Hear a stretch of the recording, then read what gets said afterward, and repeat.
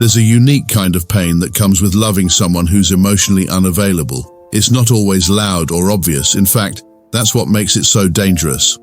It's the slow burn, the lingering silence after you open up, the cancelled plans without apology, the way they say all the right thing, but only when you're just about ready to walk away.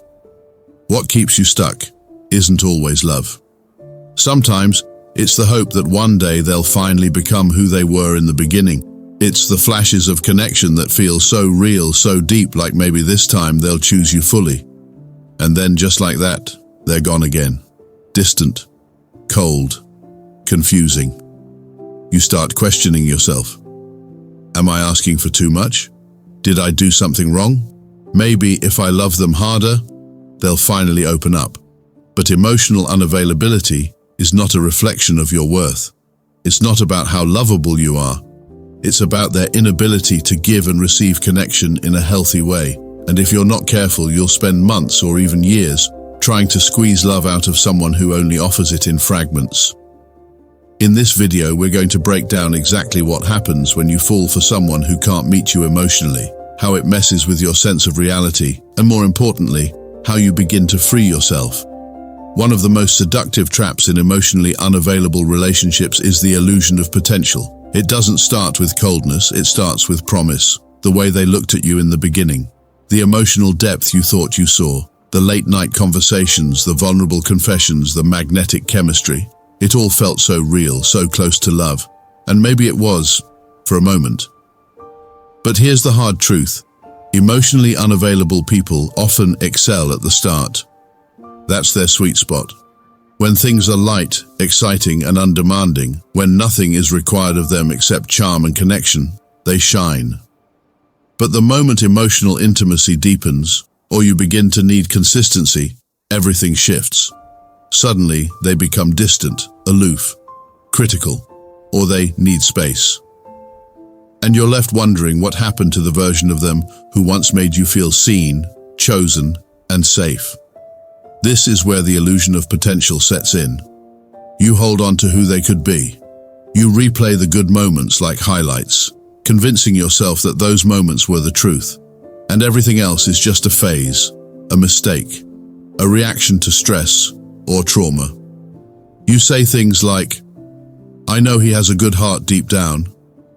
She's just scared of getting hurt. Once he gets through this, things will be different. If I show her I won't abandon her, she'll open up." But what you're doing, without realizing, is making their growth your responsibility.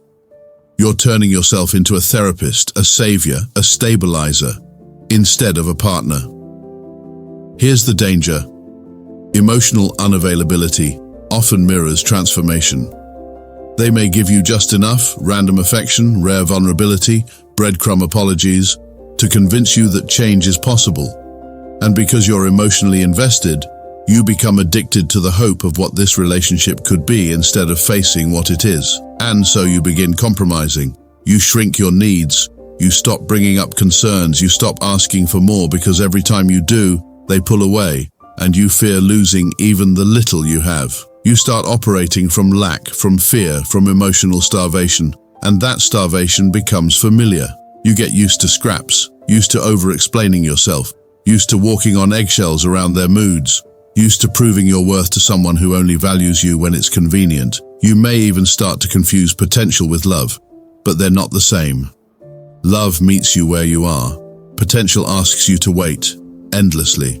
Love grows alongside you. Potential requires you to stay stuck, hoping. Love creates safety, mutual effort, and expansion.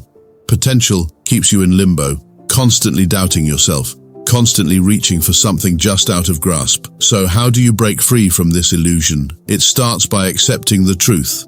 Potential is not enough. You are not in a relationship with who someone might become.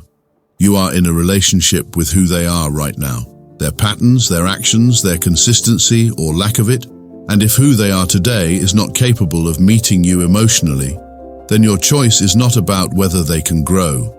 It's about whether you are willing to wait, suffer, and shrink yourself until or unless they do. That's the cost of staying for potential.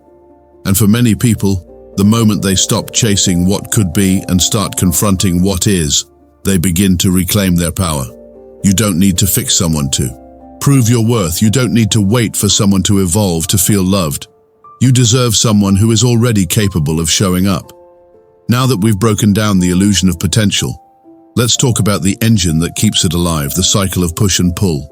This cycle is the emotional heartbeat of emotionally unavailable dynamics. It's the reason you stay hooked even when your mind tells you to walk away. It's that maddening contradiction where one moment you feel like everything's aligned, connected, close, understood, and the next, you're left spinning in confusion, wondering what went wrong. Let's break it down. The push happens when the emotionally unavailable partner distances themselves.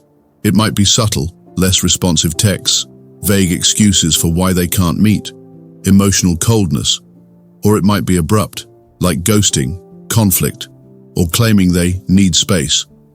In this phase, they're emotionally withdrawing, and you feel it deeply because your nervous system has now attached to this person. Their silence creates panic. You start to overthink. Did I say something wrong? Are they losing interest? Should I reach out again? You feel anxious, unworthy, unsettled. Then, just when you start to detach or try to move on, comes the pull. They return with warmth, charm, vulnerability. Maybe they apologize, maybe they don't, but they say something that reactivates your hope. I miss you. Things have just been hard lately. You're the only one who really gets me. And just like that, the connection feels restored. Relief floods your system. You felt abandoned, but now you feel chosen. And because the pain was so intense, the reconnection feels euphoric. That euphoria is key. It's not just emotional, it's chemical. Your brain releases dopamine, oxytocin, adrenaline. These highs reinforce the bond. You don't just love them, you're now addicted to the contrast. The higher the emotional roller coaster climbs after the drop, the more intense the attachment becomes. But here's the danger. This cycle conditions you to confuse anxiety for attraction. You begin to crave their return more than their consistency. You wait for those highs, even if it means enduring repeated lows. And slowly, your standards erode. You tell yourself no relationship is perfect, at least they come back. But here's what healthy love looks like. You don't have to beg for presence. You don't feel anxious waiting for replies. You don't question whether you're being too much just for having emotions. In healthy love, there are no repeated withdrawals followed by breadcrumb reunions. There is stability. There is clarity. There is peace.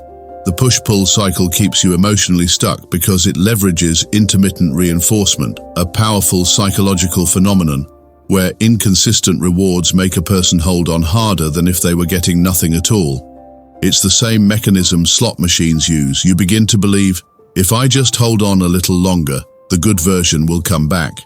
But here's the raw truth.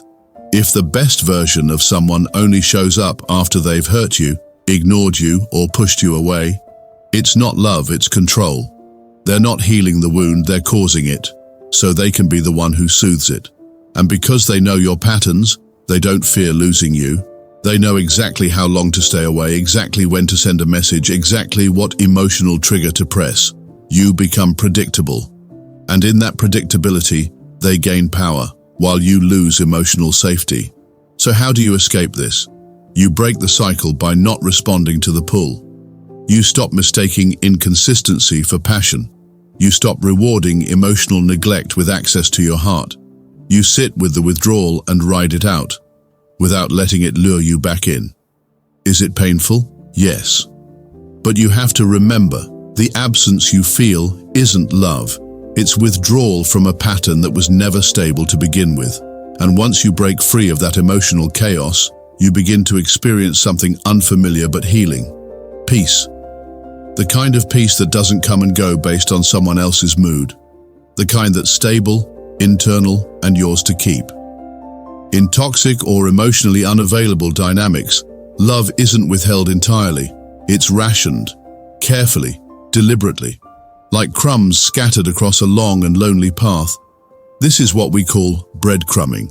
And it's one of the most deceptive and damaging psychological traps in dysfunctional relationships. Here's how it plays out. You're emotionally starved, you crave connection, clarity, effort, something consistent. But instead of getting your needs met in a healthy, full-bodied way, you're given scraps. A compliment once a week, a miss you text at midnight, a spontaneous hug after 3 days of silence, a half-hearted apology with no real change in behavior. These moments feel like everything, not because they're enough, but because you've been deprived. It's the same reason why a sip of water feels life-saving when you're in a desert. The less you receive, the more value you place on even the smallest gesture. And that's the point. Breadcrumbing works because it manipulates your sense of scale. You're so used to emotional emptiness that when they give you anything, it feels like love. But let's call it what it is. It's emotional manipulation. It's keeping you hooked without ever showing up fully. And here's where it gets more complex. The breadcrumbs are not random, they're timed. Often, they come right when you've started to pull away, after you express a boundary, when they sense you're detaching or losing interest, when their own validation tank is low and they need a boost. This creates a dangerous loop. They neglect you, you react, they give a crumb, you stay. Cycle resets. Each time they drop a crumb, you're pulled back in, not just emotionally, but chemically. The dopamine spike from a single act of attention can override days or weeks of anxiety and confusion. And you begin to live for those tiny hits of affection. This is not love, this is conditioning. You become trained, like Pavlov's dog, to associate their inconsistency with reward. And over time, your self-worth becomes entangled with whether or not they text you back, acknowledge your presence, or make you feel desirable. And the most sinister part? They know it. They may not always be consciously plotting, but on some level, they understand your craving. And instead of meeting it with stability, they exploit it with just enough attention to reset the bond, but not enough to nurture it. They never fill your cup. They just make sure it's never completely empty, so you stay thirsty for them. And that thirst? It causes you to overfunction. You start chasing, initiating, explaining, rationalizing, accepting less and less while giving more and more. You become the emotional caretaker of a bond they keep on life support. But here's what you must remember. Real love is not confusing. Real love doesn't ration affection like currency. Real love does not reward your pain with temporary relief. Breadcrumbs are not love. They're the illusion of love used to maintain control. So what do? You stop accepting scraps. You hold the silence even when it burns. You resist the urge to reply just because they threw you a line. You remember that crumbs only feel valuable when you've been starving. You feed yourself differently, through friends, creativity, purpose, truth. You remember what it feels like to be emotionally fed, not just teased. And in time, their crumbs stop being addictive. They start feeling insulting. Because here's the truth. If someone loved you, you wouldn't be guessing. One of the most disorienting aspects of an emotionally manipulative relationship is how, over time, you begin to doubt yourself, not them. You walk in with intuition, standards, and self-awareness. And slowly, you're walking on eggshells, second-guessing your reactions, and wondering if you're the toxic one. This is not a coincidence. It's a strategy, conscious or unconscious. It's designed to erode your internal compass. It starts subtle. You bring up something that hurt you. You express a need, a boundary, or concern. You might say, "I felt dismissed when you didn't text me back," or "It hurt when you cancelled plans last minute again." Their response, "Why are you so sensitive? You're always overreacting." Here we go again. Are you seriously making a big deal out of that? And just like that, the focus shifts from their behavior to your reaction. It's no longer about what they did. It's about how you responded. They may sprinkle in passive-aggressive comments like, "You must be really insecure," or "You always need drama," or "Everyone else seems fine with me." Maybe it's just you. And the real damage comes when this happens repeatedly, not once, not twice, but consistently over time. It chips away at your clarity. You begin to internalize the blame. You question your feelings. You silence your voice before you even speak. because you've been conditioned to expect dismissal, mockery, or gaslighting. This is what we call emotional reversal. In healthy relationships, expressing your feelings leads to resolution. In toxic ones, it leads to confusion. And that confusion serves a purpose. It prevents accountability. If you're too busy doubting yourself, you won't hold them accountable for their behavior. Let's be clear. Feeling hurt does not make you too sensitive. Wanting consistency does not make you needy.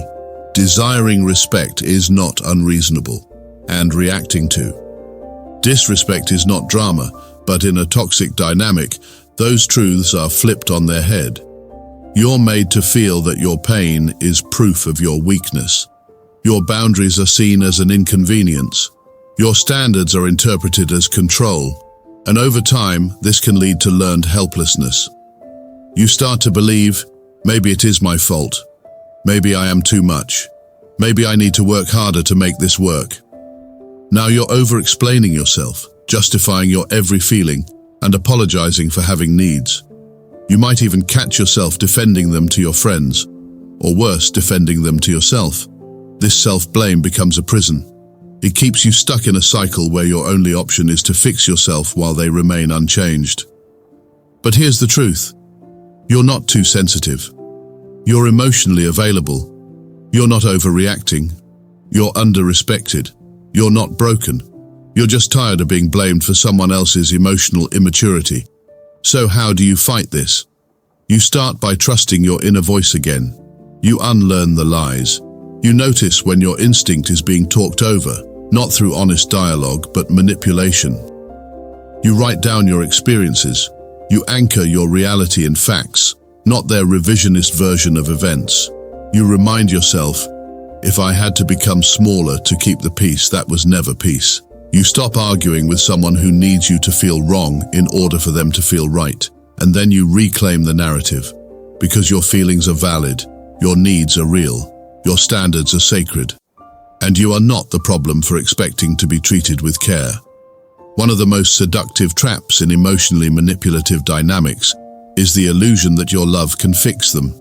That if you just love them a little harder, forgive them one more time, prove your loyalty, or stay long enough, they'll finally become the version of themselves you know they could be. This isn't just wishful thinking. It's a coping mechanism. It's what keeps empaths, people pleasers, and deeply compassionate individuals stuck in toxic relationships for far too long. Because when you're deeply loving and emotionally intelligent, your first instinct isn't to give up, it's to understand. You want to know why they behave the way they do. You look into their childhood, their trauma, their mental health, their patterns. And before you know it, you're explaining away mistreatment as pain. But here's where it becomes dangerous. Understanding someone's pain does not excuse their ability to cause you more. You can have empathy for their story and still hold them accountable for how they treat you. Because if love becomes a rescue mission, you're no longer in a relationship, you're in a rehabilitation program. And guess what? You're not a therapist. You're not their mother. You're not a savior. You're a person who deserves to be met, not managed. The healing fantasy often takes this form. They're just scared of love. They push me away because they've been hurt. They didn't mean what they said. They're just stressed. If I stay calm and loving, they'll eventually feel safe and stop treating me like this. And while those narratives sound compassionate, they're often self-sacrificing delusions because they ignore the fact that you are being hurt in the process. Let's be brutally honest. If someone truly loves you, they will try to change harmful behaviors. If they value you, they will be motivated to grow, not just when you're about to leave, but because they see the impact of their actions. And if they don't take responsibility for that, then they don't just need healing, they need distance from people they're wounding in the name of their healing. We tend to hold on to who they were at the beginning. During the love bombing phase, when they were attentive, vulnerable, charming, we think, if I can just get them back to that version of themselves. But that version wasn't sustainable. It was never who they really were. It was who they needed to pretend to be in order to win you over. You're not clinging to a person, you're clinging to a hope, and that hope is robbing you of your peace. Sometimes you stay because you feel needed. You tell yourself, no one has loved them like I do. And that may be true. But let me ask you this. If your love hasn't changed them, what has it cost you? Your mental health? Your self-worth? Your joy? Your sense of safety in relationships? That is not love. That is self-neglect in disguise. Here's the harsh truth. People don't change because of love. They change because of accountability. They change when they decide to do the work. No one becomes better just because you stayed. If anything, they become more entitled to your forgiveness, more resistant to consequences, more skilled at emotional manipulation. And when you finally leave, they'll often tell the next person, "My ex gave up on me," when the reality is, you tried. You gave your heart. You tolerated pain. You overfunctioned. You showed up for someone who made you believe love was conditional on your ability to suffer in silence. But no more. You don't heal by fixing them. You heal by choosing yourself. You heal by understanding that being a good partner doesn't mean sacrificing your needs for theirs. It means protecting your peace, honoring your truth, and refusing to be the collateral damage of someone else's unhealed trauma. You're not a savior. You're not a lifeboat. You are a whole person, worthy of a relationship where healing is mutual, growth is shared, and love is not earned through pain. Let's now talk about the cycle that keeps people trapped even when every red flag has been waved, every boundary has been broken, and every instinct is screaming, "Leave." Because even the strongest minds can be caught in this psychological loop, the reinforcement cycle, designed to make you doubt your pain and crave your captor. At the heart of toxic relationships lies one of the most powerful behavioral mechanisms, intermittent reinforcement. This is when rewards, attention, affection, intimacy, validation are given inconsistently, without predictability. You never know when the next high is coming. And that uncertainty doesn't make you leave, it makes you try harder. Why? Because the human brain becomes addicted not to constant reward, but to unpredictable reward. Just like a gambler at a slot machine, you keep pulling the emotional lever because maybe this time you'll win their love again. That occasional text, the "I miss you," the nostalgic compliment, or random gesture of kindness, it floods your system with hope, overrides your logical thinking, and reactivates your attachment. That's the trap. And this is how it works in real time. They hurt you, ignore you, or ghost you. You go through withdrawal, pain, self-doubt. Right as you're detaching, they pop back in with charm or vulnerability. Your brain releases dopamine from the relief of reconnecting. You feel like things might finally be different. Then they pull away again, and the cycle restarts. Each time this happens, your nervous system becomes more dysregulated. You're constantly swinging between anxiety and euphoria, abandonment and validation. Over time, you associate love with instability, not consistency. This doesn't just damage your self-esteem, it rewires your emotional baseline. Chaos becomes your normal. And peace? It feels unfamiliar, boring, unsafe. This is why people in toxic relationships say things like, "I know they're bad for me, but I can't stop thinking about them. It wasn't all bad, we had some amazing moments. No one else understands me the way they do. I just want closure before I walk away." But these statements aren't about love, they're about withdrawal. You're not mourning the person they already showed you who they were. You're mourning the illusion they sold you, the chemical highs you got addicted to, the fantasy of what could have been. The reinforcement cycle is also strengthened by another tactic, hopeful breadcrumbs. Breadcrumbs are a late-night "I miss you" text with no follow-up, a heart emoji on a story but no conversation, an apology without action. "I'm not ready, but I still care about you." These crumbs keep your heart tethered just enough to prevent you from fully letting go. They're designed to keep the door open, not walk through it. And because you once felt deep emotional connection with this person, even small gestures feel significant. But that significance is an illusion. Just enough to keep you stuck in the loop, but never enough to feel secure. Here's the critical point. The longer you stay in this cycle, the harder it becomes to recognize manipulation as manipulation. You start justifying, rationalizing, minimizing. You start telling yourself, "Maybe I'm expecting too much," or "They're trying in their own way." But that's not love, that's conditioning. It's trauma bonding masked as loyalty. It's your nervous system confusing chaos for passion and silence for punishment. So how do you break the reinforcement cycle? Cut off the source of emotional highs. That means no more texts, calls, checking stories, or replying to breadcrumbs. As long as there's a pipeline open, the addiction stays alive. Document their patterns. Keep a journal. Write down exactly what they say versus what they do. You'll begin to see the cycle clearly, and once seen, it can't be unseen.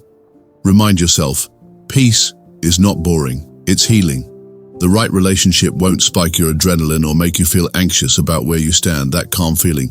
You keep pushing away, that's safety. Learn to trust it. Reframe closure. You don't need their apology, understanding, or permission to move on. You don't need them to validate your experience. Your healing starts when you validate it yourself. Breaking out of this cycle doesn't happen overnight. You'll relapse, you'll doubt yourself, and you'll miss them. But the more distance you create, the clearer everything becomes. You'll look back one day and ask yourself, how did I ever confuse that with love? And the answer will be simple: because they trained you to. If you've ever been stuck in a cycle of emotional confusion, where love felt like pain and clarity felt impossible, just know this: it wasn't your fault. You were conditioned to crave the highs, explain away the lows, and hold on to the potential of someone who only ever gave you fragments. But the truth is, real love doesn't come with confusion, with silence, or with strings attached to your self-worth. You don't need to fix them. You don't need to wait for them to realize your value. You just need to remember who you are and act like it. Walking away doesn't mean you lost, it means you finally chose you. So if this video gave you clarity, if something finally clicked, don't keep it to yourself. Drop a comment and let me know which part hit home. Subscribe to the channel if you're ready to heal smarter, not harder. And if you know someone who needs to hear this, send it to them. Because healing is contagious, and your breakthrough might just be the spark for someone else's. Until next time, protect your peace, reclaim your power, and never settle for confusion when you were made for clarity.